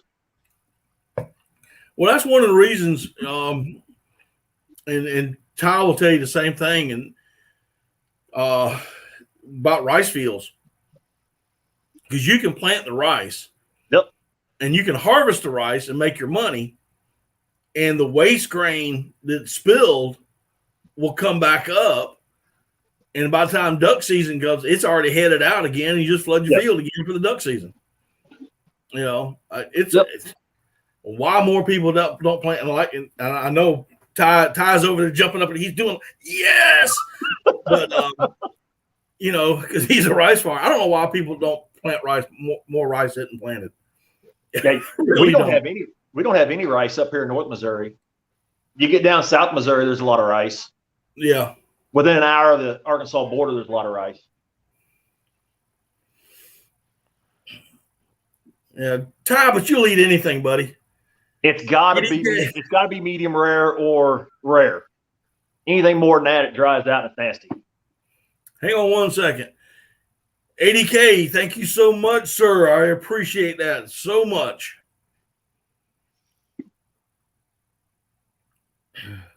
Huh. Yeah, Ty eats. He likes to eat the goose breast and whatnot. Medium rare, legs, thighs, roasted. He don't know what we're talking about. Okay. I suppose if you knew a recipe to whatever, maybe it wouldn't be so bad then, you know. I haven't found a way to cook it yet that I like. Yep. Garrett's getting duck figured out, that he's cooking duck in all kinds of funky ways that makes it really good. Yeah. But I just haven't figured out Canada goose yet. Yeah, I like to cube up, like redheads is probably one of my favorite to cube up and put in pasta. That's really good. I haven't thought about that. Yeah. We killed a lot of redheads last year. First 2-3 weeks of the season, that's pretty much all we were shooting was redheads. Yeah, we normally get a whole bunch of them, but it's been a little tougher the last couple of years. Yeah, I never see redheads coming through here, and first couple of weeks, that's all we shot. It was nice. Big old stud drakes. But there we go. There we go. There, I figured that Ty would get the proper terminology out there. The ratoon crop. All right. But well, I've got to put a couple things together yet for tomorrow, Matt, and all right, buddy. Try to get some. I'm for some reason I'm dragging tonight, so that's all right. So if I can fall asleep, I'm gonna take that opportunity. Might as well. I hear you. Yeah. Hey, it was good chatting with you. Good to meet you, Neal. Yep, and you too. I hope you. I'll see you around soon. Yep, I hope so. So y'all take care. Yep, all right, Cody. Thanks for coming in, buddy. Appreciate it. Betcha. Bye. But like Mark is saying right here, Mark, I think a lot of that has to also do with what the goose is eating. And, for here, they're eating a lot of grass. And I mean, yard grass. I'm not talking about, wild millets and stuff. I mean, they're eating yard grass and they for me down here, it just tastes terrible. Now I go further west and I shoot geese that have been on corn or any other type of grain crop. They're going to taste a whole lot different. They're going to taste a whole lot better than what we have. Ours down here tastes like, I mean, if you ever shot a deer and busted its guts and what came out, the fodder, that's what that goose tastes like to me. Strong and yeah. Yep. Some people up here, they hang them for a couple weeks. And I got no idea what hanging does to them, but they say they're really good after letting them hang. Raymond, I appreciate all you've been doing, Cecilia. Same way. They're my moderators tonight, and they've been doing a great job. They always do a great job. I want to thank them. I appreciate them throwing my channel up there like they have been. But, we're getting everything rounded up, getting it ready for the season. I know that. Yeah, I've been playing in the shed a little bit more, getting making sure my decoys are right, and getting them cleaned up, and starting to shoot a little bit more, going down the range, just shoot around a skeet here and there, Did you get those pictures of those Model 12s I sent you the other day? Yes. Yeah. Yes, I did. And let me know when you send that package, so I'll be on the lookout for it. Yeah, I got to get that sent out this week. Ashley's was in the hospital all last week, so I haven't had a chance to do too much. No worries. No worries. No, just let me know so that I can keep an eye out for it when it comes, because you got porch pirates and I know that's right. and I want to know all right, it's coming. All right. Yeah, that's one thing about shooting that boss that I do. Shooting those old shotguns is it's nice bringing them back out of the gun safe. Yeah. Dad's Model 12s. I took out my grandpa's J.C. Higgins duck gun that he was shooting in the 50s a couple times this duck season. I ordered 4 boxes the other day for my 16. For your 16? Yeah, I ordered some 5s and 7s. Yep. And I'm gonna put them on a pattern board once I get them. See what they do. And is that a full barrel in that 16? Yep, full choke. Yeah, it'll like it. It'll eat them things up. Oh yeah, I just my only issue with them right now is the price. Yeah. And it's 20 to a box and not 25. Yes. I don't know why they do 20. It's the way it's always been. 12s, 20s, 16s, they don't matter. Living them in, it depends on what kind of shells you want. Are you wanting, if you're wanting Boss, the only way I know how to order Boss ammo is through Boss. It's through Boss. Yeah. They're direct to consumers. They don't do stores. Yeah, and as far as everything else, I mean, I get good prices. I've never ordered shells from Max Prairie Wings, but I mean, I look at them; they do have some good prices. Rogers, And Rogers, Rogers. Yeah. Yep, they still have. You can still buy full cases of pretty much everything they've got still. So they're still stocked up. Now, I can tell you who don't have any shells. That's Bass Pro Shop.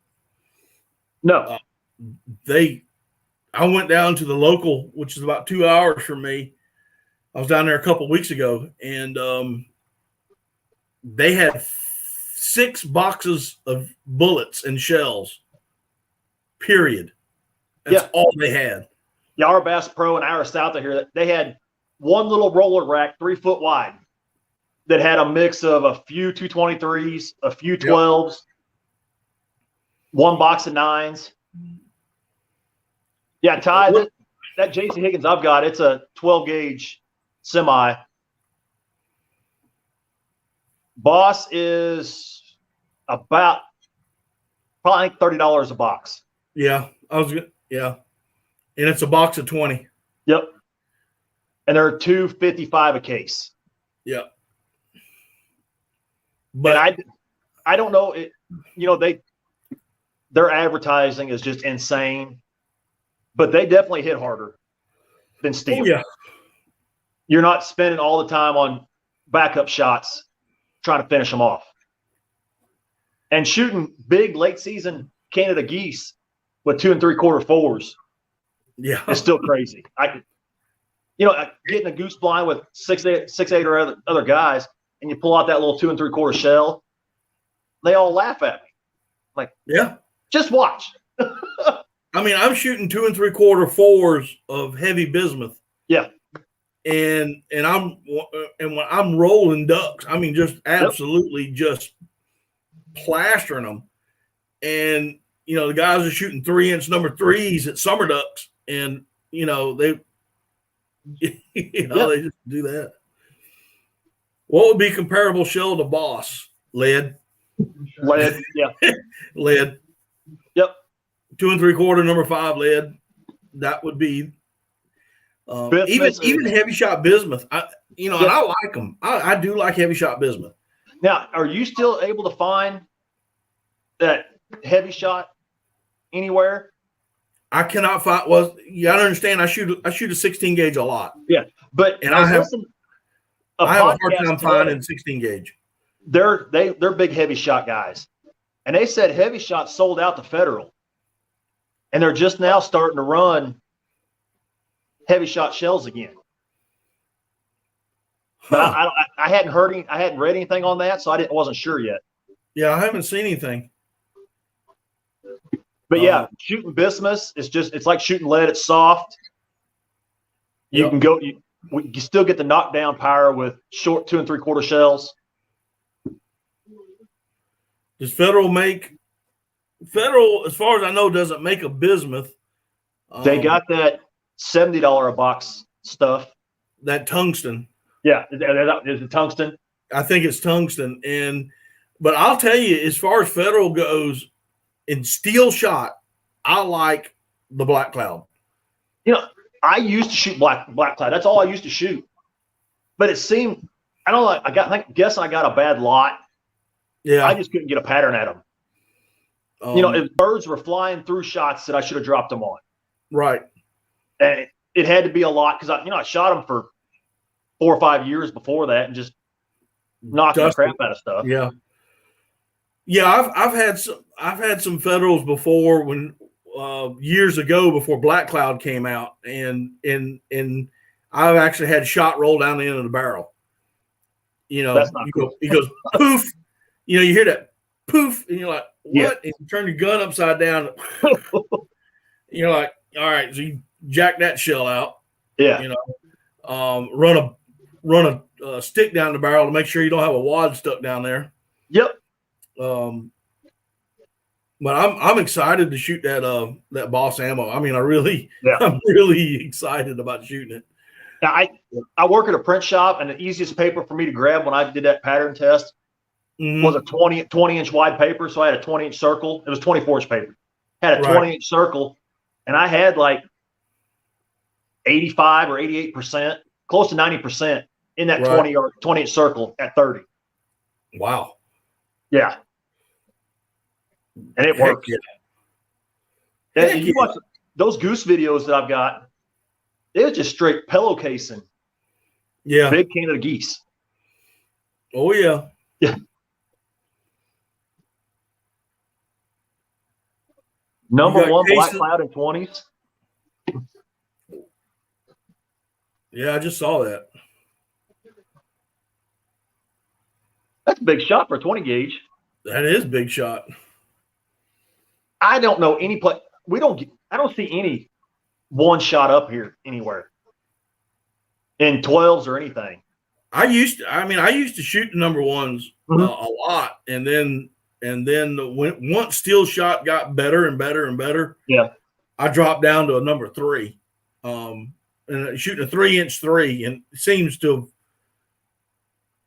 to pattern real well on my guns. And then I still got, I don't know, 3 or 4 boxes of 3-inch 3s left over. I had a half a case of Browning BXDs, 3-inch 2s, from when I switched to Boss last year. Wow. I take them to all of our veterans hunts and our youth hunts. Let them shoot in the room. Right. But I still got shells. I still have stuff, old stuff. I still have, I got a bag, one of those satchel bags, duck hunting satchel bags. I got one full of 3.5-inch tees. Ooh. Because we were going out to Arkansas every year at the time, and we were shooting snow geese, and this is before steel shot got better, and we were buying them by the cases just to go out there and shoot snow geese, and then once steel shot started getting better, and we were dropping down to 3-inch BBs. Or even triple BBs. I forgot I had the tee shot. I found them a couple months ago in a bag in my closet. I'm like, oh. When I first started hunting, I shot 3.5s just because I didn't make 4s. Right. And then I couldn't find 3.5s one day, and I bought a box of 3s and patterned it. There ain't much sense in that extra recoil when the 3s were patterned better. Pattern better, yeah. 3-inch 2s and 3-inch BBs for geese. But it's nice now just having one shell for everything. I went to Alberta one year, and I took a case of 3-inch number 3s with me. And the guy said, well, you'll be doing some goose hunting in the afternoon. And I said, well, I can shoot them with a 3. And he's like, no, you can't. I said, yeah, I can. And I did. We were shooting a limit of ducks in the morning, and then that afternoon we'd go out and shoot a limit of geese. And he's like, I've never had anybody shooting 3s, number 3s, at geese. I'm like, that's why everybody is around here.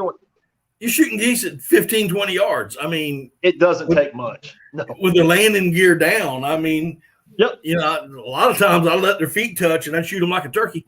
You know, them things, when they get down to that hole and you come up, they can't get out. No, they cannot get up out of there fast. I shot 3 times one afternoon and knocked 5 down. No, stop. Oh, okay. Yeah, case that gun, case it, put it up. All right. There is nothing like a big group of candidates coming in like that. Yeah. And see, those geese ate real well because they've been eating all that grain up there, that barley and stuff, and they tasted delicious. What they're eating changes the way they taste. Yep. They talk about and if Ty Bodiford's still in here, he'll tell you the same thing. If you get mallards that have been eating smartweed, will taste a whole lot better than mallards that have been eating corn. Oh yeah. Yeah, Yep. yeah. If they've been on smart breed for a while, oh yeah, they're going to taste a whole lot better. They talk about those brants, East Coast brants or West Coast brants, whether they're eating that, whatever the two different kinds of seagrass they're eating out there in the ocean. But they said one is almost unedible, and the other tastes great. Yep. Depending on what they're eating. We were up in Virginia. Group of us went up there to go shoot canvasbacks, and here's the deal: you can only shoot one. Yep. And we were up there for 3 days to shoot 3 ducks.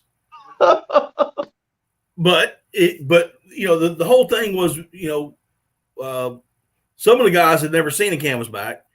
You know, some of the guys had never shot one. I used to, you know, we used to shoot them on our lakes when we had grass in our lake. But so a flock of canvasbacks came in, and there was six or seven of us, and we all shot and we all killed our one duck on that first volley. And guy went out, got in his boat, went and picked him up, came back. We got in the blind, we hooped and hollered and got in his boat and left.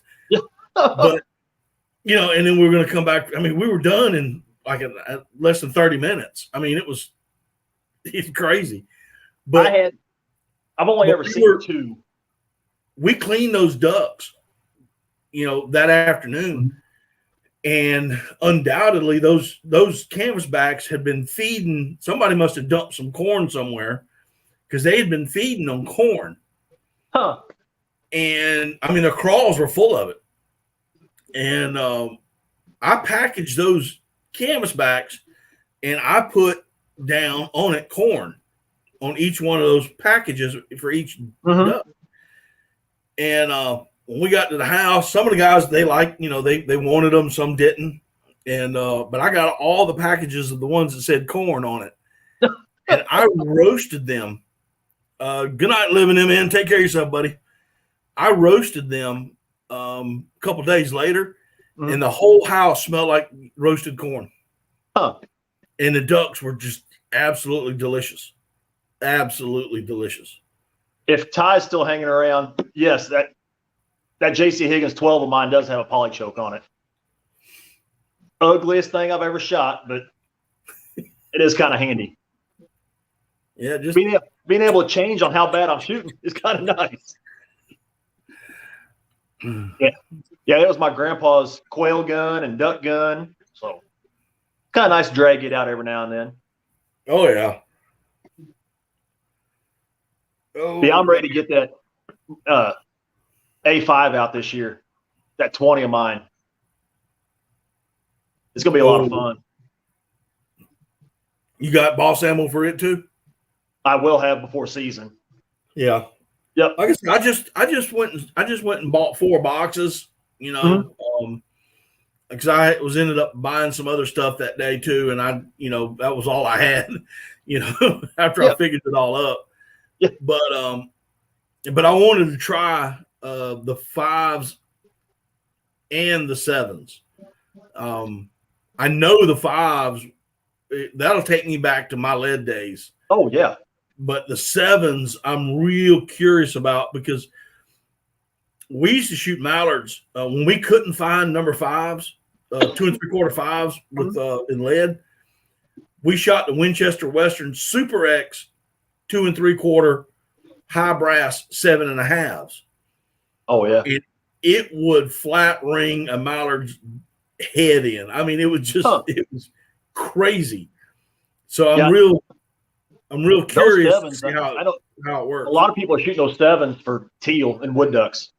Yeah, I have seen that. But I'd like to try it. I want to try it. So that's 16. That's an A5, isn't it? Yeah. That's not a sweet 16. It's just a 16. 16 standard. Yeah. There's just something about those old humpbacks. I like them. If you ever get over looking over the hump, you can just drill them. But I catch myself a lot of times, you know, my head way up there. But you know, the new A5s just don't feel like those. the old ones do? No, I have a brown and silver with a semi hump, Mm-hmm. and it doesn't feel the same. No. Yeah, it's gonna be a lot of fun getting that 20 out this year. I've never duck hunted with a 20, so it's gonna be entertaining. That's for sure. Oh, I did it about 3 years ago. I did the whole season. Mm-hmm. Nothing but a 20. I started off with teal, and the first season in November, for the mostly summer ducks, and then when what we call the big duck season comes in, December, never changed, same shot size, whole 9 yards, and it was just sweet on the shoulder, man. It really was. That A5 mine, it's gonna be a fair weather duck gun. Yeah. It ain't gonna be like my regular one. I just haul out in the swamp somewhere. All my guns are fair weather guns. My 20. If you see my 20, I mean it's an 1100, nice wood stocks, it's G3, the nice metal on it.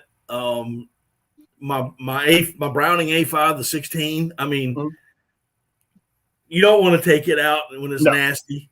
So all I have is a beat up old Benelli and a Browning silver, and both of them, those are in 12 gauge, and that's what I consider my nasty day guns. At some point during the season, my duck gun is going to be a boat paddle, a walking stick. It's going to be everything else. Yep. Yeah, I actually did a video. I had that 16 gauge with me. We got out and in the swamp. We were about waist deep, and I knew the ducks weren't going to come in light. It was just too deep for them. We had high water, and but I knew the summer ducks were going to funnel down this little cut. And I knew they were going to funnel through there. I had been watching them. So when we got out of the boats, I was leaned up against a tree, and we were shooting our summer ducks. And I stuck my gun on top of my bag I had hanging in the tree, and I turned around to get the dog off the stand, and I was unhooking the stand, and my shoulder kicked the butt end of that shotgun, and it went straight in, and about that much of it was in the mud. And I rooted around with my foot and found it and kind of pushed it up and just dove my hand down in there and grabbed it. But I got in the boat and took her apart in the boat, and I had a guy running the camera, and I always carry a gun cleaner rod in my boat, in my dry box, and I put a patch on it, and when I pushed it through, that little mud turd about that long came out of the end of the barrel, and the guys were, man, and I took that gun and went home and completely tore it down. Yep. And I'm not a Browning gunsmith at all. No. I was YouTubing and calling friends. What do I do here? You can find anything on YouTube anymore. It's crazy. Yeah. Yep. But that's what it was. I mean, yeah, I've used them for boat paddles. I've broken ice with them. We spent a lot of time breaking ice with them. Hang on just a second. I'll be up there. I thought you were waiting here. He'll be home shortly. But yeah, when you're breaking 2 inches of ice, sometimes that's just the handiest thing to use. Yep. Garrett I've used it to pry myself out of mud. Garrett used his brand new marsh seat last year and breaking ice with it, and it fell apart. Ooh. He lost half of it. Yeah, we're used to breaking ice up here. Oh, yeah, we get it like once every 10 years. Yeah. Usually when we see ice, it's because it's in our sweet tea glass. That works. I'm from Missouri. I don't drink sweet tea. I don't understand you people. I can't stand that stuff. I don't understand you people. I know. You do. You put sugar in your tea? Yeah. Yeah. Uh, I drink Mountain Dew. That's about all I drink. Diet Mountain Dew or Mountain Dew Zero. Yep. Dad drinks Diet Dew, and that is the only diet soda I can drink. Yeah. Have you tried the Zero? No, I haven't. Try it. Just try it. Just go ahead and try it because it tastes just like the regular Dew. Huh. But it doesn't have that. It doesn't have the sugar. There's no sugar in it whatsoever. That's good. I could use less of that. Yeah. And the only time I can drink coffee is when it's cold enough that my Mountain Dew freezes. Really? Then I can do coffee. Oh man, I'm like when I'm duck hunting, it could be 90 degrees outside and I'm pouring a cup of coffee. Oh no. No. Yeah. Especially in that right before everything starts to happen. Yep. I sit down, I'm sweating, swatting mosquitoes, doing the whole 9 yards, reach down, grab my thermos, pour me a cup of coffee, and just sit back and go, yep, it's fixing to happen. Yep. Oh. And then I'm drinking water the rest of the day. That works. I'm drinking, yeah. That and my wife goes and buys those big black purple grapes, seedless grapes, Mm-hmm. and I'll take them and put them in the refrigerator when she comes home, and then when she brings them home, and then I'll get up in the morning. I got always have an ice chest in my boat, especially during early teal season. Oh yeah. And I'll take those grapes out of the refrigerator and I'll pop them in that ice in that cooler in that Yeti. Got my cold drinks in there. I'm eating them cold grapes, 90 degrees, eating them cold grapes. It is Mountain Dew and powdered donuts up here.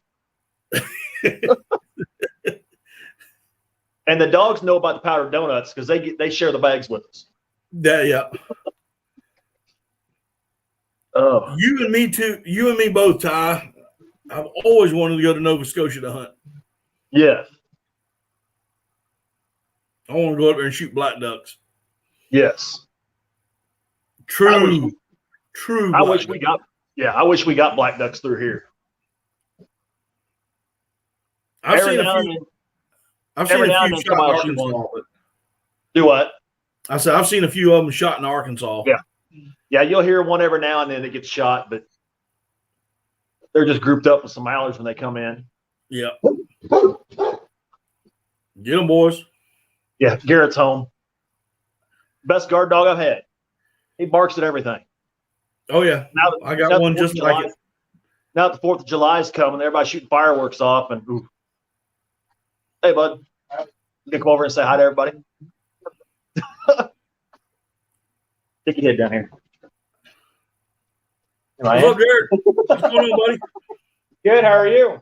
Doing good, man. Good. You ready to kill some ducks? I am so ready. You ain't the only one. I'm about to die. Can't get here soon enough. I'm having conniption fits. Yeah. His shotgun should be back from getting Cerakoted this week, so get it put back together and he'll be ready. He's stocking up on decoys and everything else right now. I have actually I have toned down. I went from about 20 dozen duck decoys to, if I include everything I've got right now, I may have 6 dozen. Yeah. And 5 dozen of that are blue wing teal. Huh. I've probably got, I've cut my duck decoys down way now. I've probably got 5 or 6 dozen of them. It's all I've got anymore. I've got 30 plus dozen goose decoys. My spread right now is a dozen mallards, half a dozen blacks, and they're in the lifetime decoys. And I always run a few plastic summer duck decoys. Mm-hmm. Usually, those are usually on my jerk string, and that's my duck around here. That's all I need. Those lifetime decoys, is that the foam ones, the hollow ones? Yeah. I love them. I absolutely love them. Some of those walk-in places that Garrett and I hunt, they're a mile back in the middle of the woods, up and down hills through the timber. I want to try some of those foam ones, them lifetimes. I'm gonna tell you right now, you try them. I did a video on them, and Joel Strickland from Surviving Duck Season. He was the first one that I've seen. He was the first person I saw that did one for a lifetime, and so I said, "Okay, I'll check them out." And then I said, "Whoa, I'm telling you, I'm going to be getting rid of all my plastics." And I'm going to lifetime. I've messed with them at Bass Pro and stuff, and yeah. All right, Cecilia, you take care. Appreciate you coming in. And Ty's right. The smart weed cleans the ducks out. Oh yeah. Go ahead. Go. All right, Backwoods. Hope you're feeling better. He's back. Yeah, I love our moist soil stuff with all that smart weed.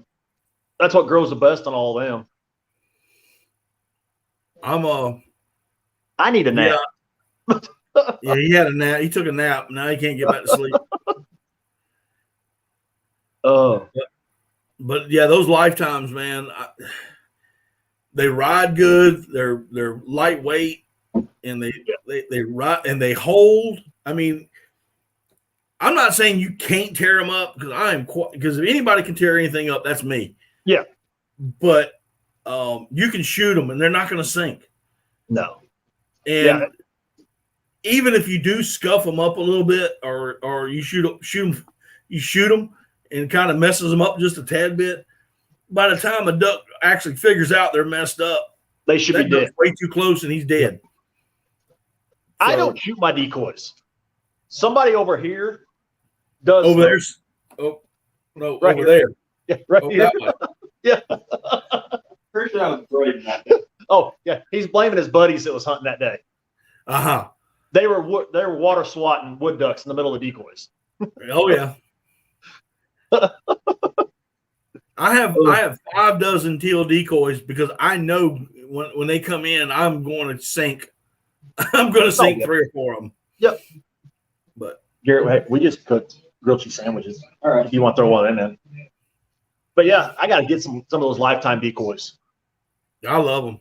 Yeah, I absolutely love them. You've seen those, haven't you? Yeah, the lifetime, the hollow ones. Yeah. But yeah, what are you running for weights on them? I'm running a Texas rig. But I run a weight called the duck feet decoy anchors.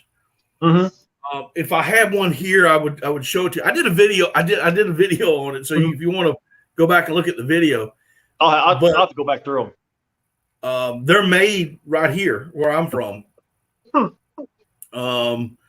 So I ordered a dozen of them, and what I do is I do them Texas rig, but these weights will actually slide up and down the line, so you can slide them up to adjust your water depth. So I put 10-foot lines on them. Now a lot of people 10-foot line, a lot of line, but what I do is I have 2 loops, a loop at one end, a loop at the other end, and I'll slide that weight all the way to the top of that decoy and then clip my carabiner to it. So there I can hold everything. Yeah. And then when I get to where I'm going, depending on the water depth, I mean, if I got, 6-8 inches of water, I just pull 6-8 inches of weight out, throw it out. That black line floating on the water is not going to mess a duck up. No, it's not going to do it.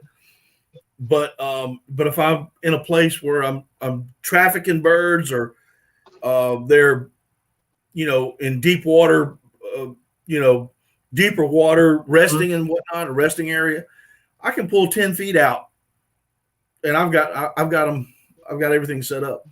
Yeah, most of all of our pools that we hunt, our puddle duck pools, most of those are shin deep or knee deep at the deepest. Right. So I could probably run a 2-ounce weight with those lifetimes. Yeah, I run a 4-ounce. I run a 4-ounce weight. The 4-ounce, they come in 4 ounce and 8 ounces. Yeah, and they're shaped like a duck foot. So I mean, and it's got 2 holes in it, and you thread your line through it, and I've seen them on. I've seen them on Hardcore Waterfowler or something like that. Right. I'll have to go back through your videos and find it. But I spent one night just laying here on the couch going through all your videos. Oh wow. You got a couple hours on me. Oh. Back when your boat broke and oh. I tell you what, that season was wow.